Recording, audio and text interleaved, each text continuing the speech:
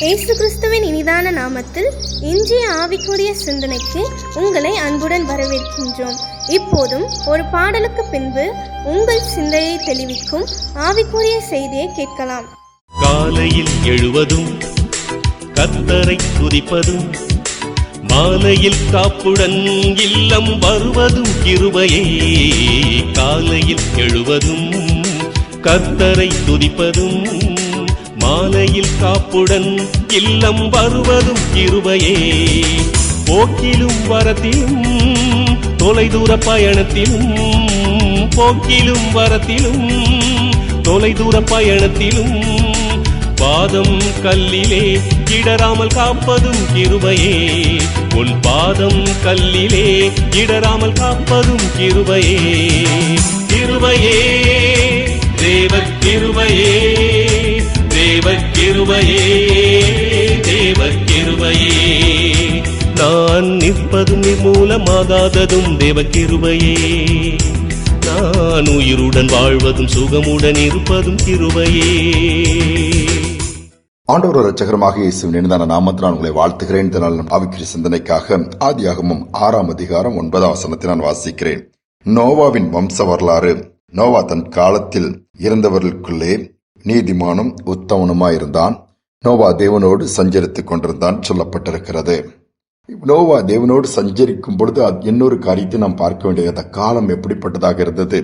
அடுத்து வேதத்தில் சொல்லப்பட்டிருக்கிறது, தேவன் பூமியை பார்த்தார், இது அது சீர்கெட்டதா இருந்தது, மாம்சமான யாவரும் பூமியின் மேல் தங்கள் வழியை கெடுத்துக் கொண்டிருந்தார்கள் சொல்லப்பட்டிருக்கிறதுனால் ஆண்டவர் வருத்தப்படுகிறார்.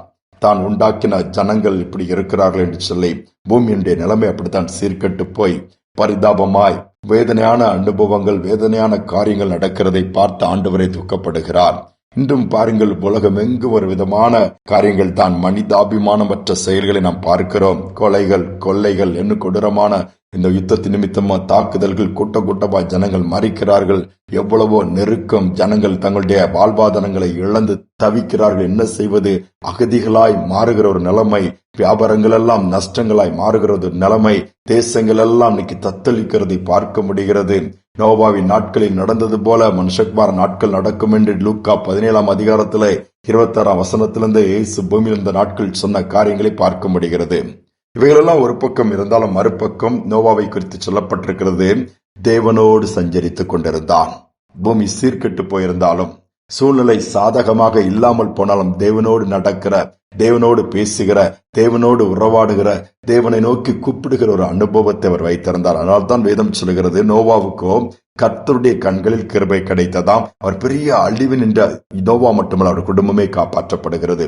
ஒரு திட்டத்தை கொடுக்கிறார், ஒரு பேழையை செய்து காப்பாற்றப்படுகிறார்.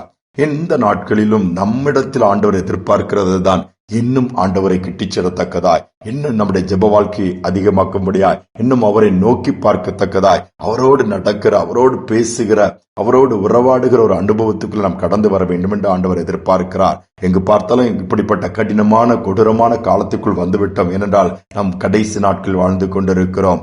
எது வேண்டுமானாலும், எப்பொழுது வேண்டுமானாலும், எங்கு வேண்டுமானாலும் நடக்கலாம். அந்த சூழ்நிலையில நம்மை முழுவதுமாய் தாழ்த்தி ஆண்டவரோடு நடக்க கற்றுக்கொள்ளும் பொழுது நம்முடைய வாழ்க்கையில ஒரு பெரிய மாற்றம், குடும்பத்துக்குள்ள ஒரு பெரிய மாற்றம், அதோடு மட்டுமல்ல நம்முடைய மனதில் ஒரு பெரிய சமாதானமும் தைரியமும் சுகமும் உண்டாகிவிடும். இதுதான் ஆண்டவர் எதிர்பார்க்கிறார். ஜான் பிளஸ்டர் சொல்லி ஒரு ஊழியருடைய வாழ்க்கையை நான் படித்தேன்.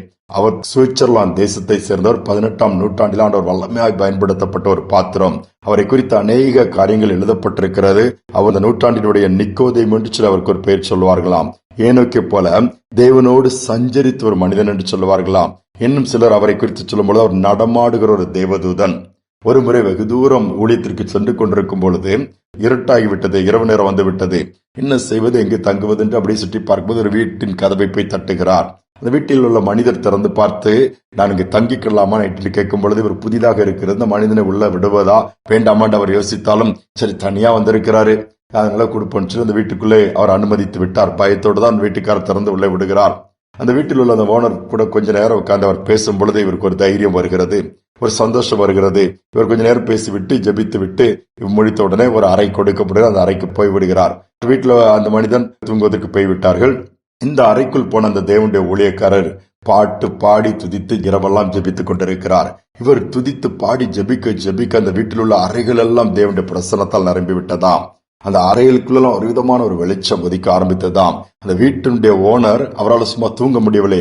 அவரும் எழுந்து ஆண்டவரை மகிமைப்படுத்தி அவருடைய அறையிலே ஜெபிக்க ஆரம்பித்து விட்டாராம். பாருங்கள், தேவனுடைய பிரசன்னம் அந்த இடத்திற்குள் வரும் பொழுது அவரையும் சும்மா இருக்க விடவில்லை. அவரும் ஜெபிக்கிறவராய் மாறிவிட்டாராம். காலை விடிந்த உடனே இந்த ஜான் பிளட்சர் எந்திரிச்சு ஃப்ரெஷ் அப் பண்ணி ரெடி ஆயிட்டு தன்னுடைய பிரயாணத்தை தொடரும் போது போயிட்டு வரேன்னு சொன்னாராம். இந்த வீட்டில் உள்ள மனிதனுக்கோ அந்த ஊழியரை அனுப்புவதற்கு மனசே இல்லையா.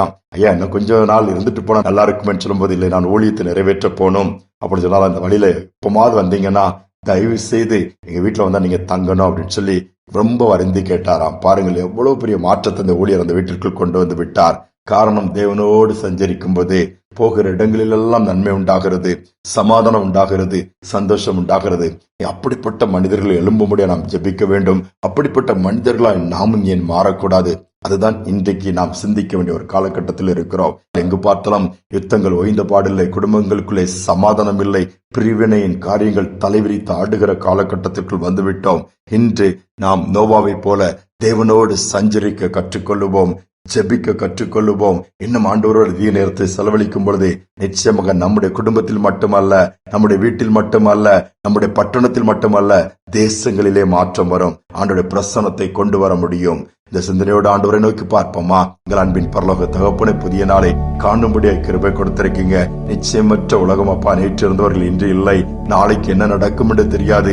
எந்த பட்டணம் இருக்கும், எந்த கட்டிடம் இருக்கும், என்ன நடக்கும், எங்கு வேலை இருக்கும், இந்த கம்பெனி ரன் ஆகும், இந்த கம்பெனி மூடப்படும், சொல்ல முடியாத ஒரு காலகட்டத்தில் வந்திருக்கிறோம் அப்பா. இப்படி பார்த்தால் பிசினஸ் எல்லாம் இன்னைக்கு நஷ்டத்தில் போகிறது. ஹோட்டல்ஸ் எல்லாம் மூடுகிற ஒரு நிலைமை, எரிபொருள் பற்றாக்குறை, எந்தவித போக்குவரத்தும் வெகு தூரம் போக முடியாத ஒரு நிலைமை அப்பா. இப்படிப்பட்ட ஒரு காலகட்டத்தில் நாங்கள் உம்மோடு நடக்கக்கூடிய ஒரு கிருபையை தாங்க, சஞ்சரிக்கக்கூடிய பாக்கியத்தை தாங்க. இதை கேட்டுக்கொண்டிருக்கிற பிள்ளைகள் சோர்ந்து போய் என்ன செய்வது என்று தெரியாமல் தவித்துக் கொண்டிருப்பார். நீங்க பக்க பலமாக இருந்து நீங்க கூட இருக்கிறத காண்பீங்க. உம்முடைய பலத்தினால் இடைக்கட்டி தொடர்ந்து நியமித்திருக்கிற பாதையில் ஓட வைங்க. நன்மை உண்டாகட்டும், சமாதானம் உண்டாகட்டும், யுத்தங்கள் ஓயட்டும், தேசங்கள் அமைதியாய் அமெரிக்கையோடு ஜனங்கள் தங்கியிருக்கத்தக்கதாய் சூழ்நிலைகள் மாறட்டும். இந்த நாள் முழுவதும் நடத்தலை கேட்கிறோம், பாதுகாப்பை கேட்கிறோம், கிருபையை கேட்கிறோம். துதி கன மகிமை எல்லாவற்றுக்கு செலுத்துகிறோம். மீட்பரேசு நாமத்தில் வேண்டிக் கொள்கிற நல்ல பிதாவே, ஆமேன், ஆமேன். பூமி எங்கும் சீர்கெட்டு போன குழப்பமான சூழ்நிலை தான் நோவாவின் காலம். ஆனால் அந்த சூழ்நிலையிலும் தேவனோடு நோவா சஞ்சரித்தார். முழு குடும்பம் காப்பாற்றப்பட்டது. அதற்கான வழியை கர்த்தர் திறந்தார். இந்த நாளில் நாம் தேவனோடு நடக்கிற சஞ்சரிக்கிற அனுபவத்துக்குள் வருவோம். நிச்சயமாகவே மாற்றத்தை நாம் பார்ப்போம். இந்த சிந்தனையோடு இந்த நாளை தொடருவோம். மீண்டுமாய் நாளை தினம் சந்திப்போம். தனித்து செல்ல முடியவில்லை, தவித்து நிற்கும் பாவினான். தனித்து செல்ல முடியவில்லை, தவித்து நிற்கும் பாவினான். நடக்க சொல்லி தாரும்